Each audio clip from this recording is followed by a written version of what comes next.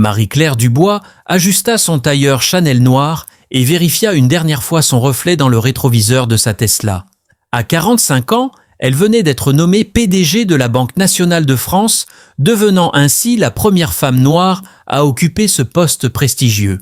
Cependant, elle avait décidé de garder cette nomination secrète pendant quelques jours, voulant observer le fonctionnement réel de ses agences sans que son statut n'influence le comportement du personnel. Ce matin-là, elle se rendit dans l'une des plus grandes succursales parisiennes, située dans le 16e arrondissement. L'agence n'avait pas encore ouvert ses portes aux clients, mais quelques employés étaient déjà présents, se préparant pour la journée. Marie-Claire poussa la porte vitrée, son badge de direction générale délibérément glissé dans la poche intérieure de sa veste. Un jeune agent de sécurité, Alexandre, l'interpella immédiatement. « Madame, nous n'ouvrons pas avant 9 heures. Veuillez revenir plus tard. »« Je suis là pour une réunion importante, » répondit-elle calmement. Le garde la toisa de haut en bas, s'attardant sur sa peau foncée avec un air suspicieux. « Avez-vous un rendez-vous ? » ?»« Je n'en ai pas besoin, » dit-elle simplement. Un homme en costume, visiblement le directeur d'agence, s'approcha en entendant l'échange. Il s'agissait de Philippe Mercier, un quinquagénaire aux tempes grisonnantes qui travaillait dans la banque depuis près de 30 ans. « Il y a un problème ?» demanda-t-il d'un ton condescendant. « Cette dame insiste pour entrer sans rendez-vous, » expliqua Alexandre. Philippe Mercier esquissa un sourire suffisant. « Madame, si vous souhaitez ouvrir un compte ou solliciter un prêt, il faut prendre rendez-vous. Nous ne pouvons pas accueillir les gens comme ça, vous comprenez ?» Marie-Claire nota mentalement chaque regard, chaque intonation, chaque sous-entendu. « Je comprends parfaitement, » répondit-elle, « mais je suis ici pour une autre raison. »« Écoutez, » reprit le directeur, perdant patience, « nous avons des procédures à respecter. Si vous ne sortez pas, je serai obligé d'appeler la sécurité. »« Vous êtes censé déjà en train de parler à la sécurité ?» plaisanta Alexandre avec un rire gras. Marie-Claire sortit alors lentement son badge, le tenant de manière à ce que le logo doré de la direction générale soit bien visible. « Je suis Marie-Claire Dubois, votre nouvelle PDG. Je pensais faire une visite surprise pour observer le fonctionnement réel de nos agences, mais je constate que certaines choses doivent changer rapidement. » Le visage de Philippe Mercier devint livide.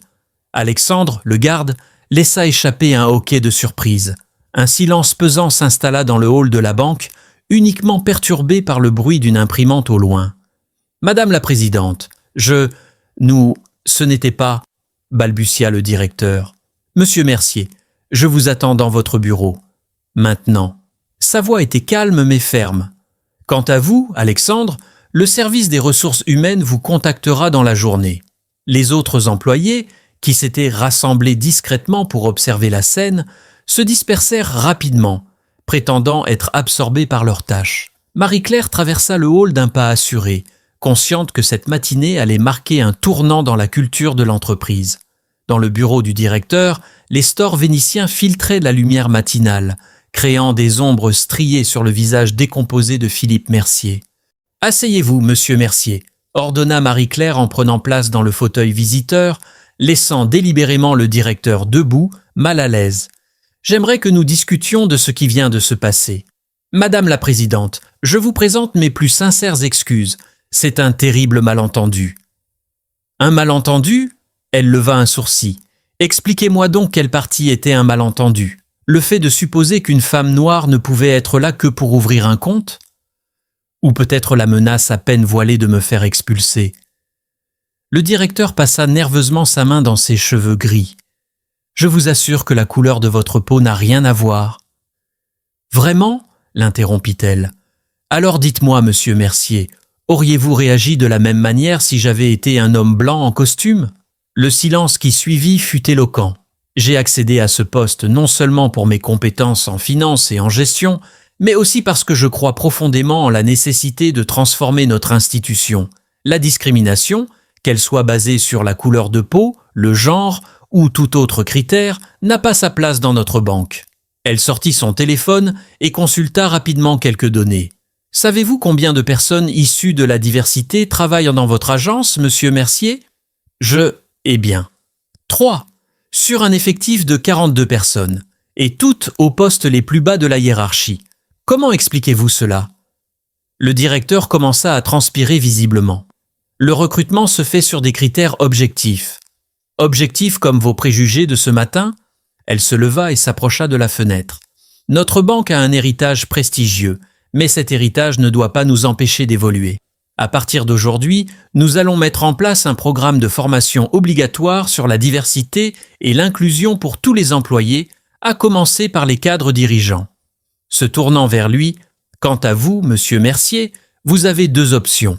Soit vous acceptez d'être transféré dans notre nouveau département diversité et inclusion, où vous travaillerez sous la direction de personnes issues des minorités, soit vous présentez votre démission. Je vous laisse jusqu'à demain matin pour réfléchir. À cet instant, on frappa à la porte. C'était Sarah, la secrétaire de direction. « Madame la présidente », dit-elle nerveusement, « le conseil d'administration est en ligne pour la vidéoconférence prévue à 10 heures. » Marie-Claire consulta sa montre. « Merci, Sarah. Je serai dans la salle de réunion dans 5 minutes. » Se tournant une dernière fois vers Philippe Mercier. « Une dernière chose, monsieur Mercier ? Le jeune Alexandre recevra une formation spécifique, mais son sort dépendra en grande partie de votre décision.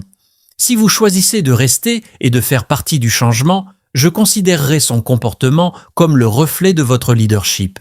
Si vous partez, eh bien, disons qu'il partira aussi. » Alors qu'elle se dirigeait vers la porte, elle s'arrêta.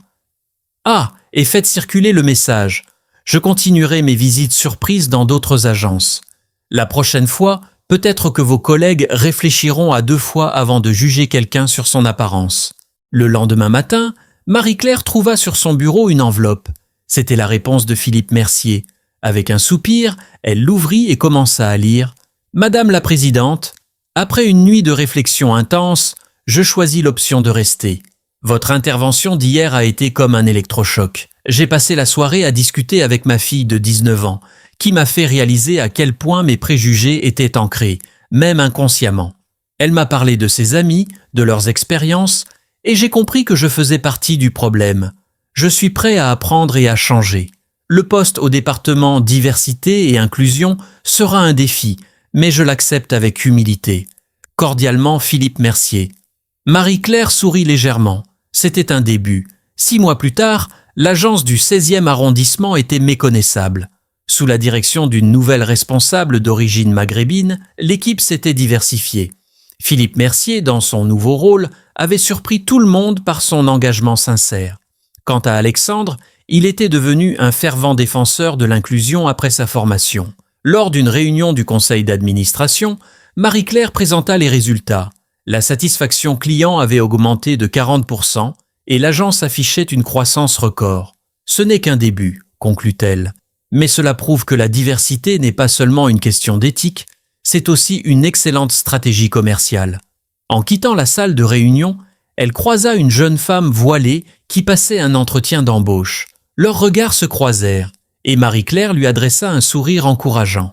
Les choses changeaient, lentement mais sûrement. La Banque nationale de France était en train de devenir un exemple pour tout le secteur bancaire français. Et tout avait commencé par ce matin où une PDG avait été mise à la porte de sa propre banque.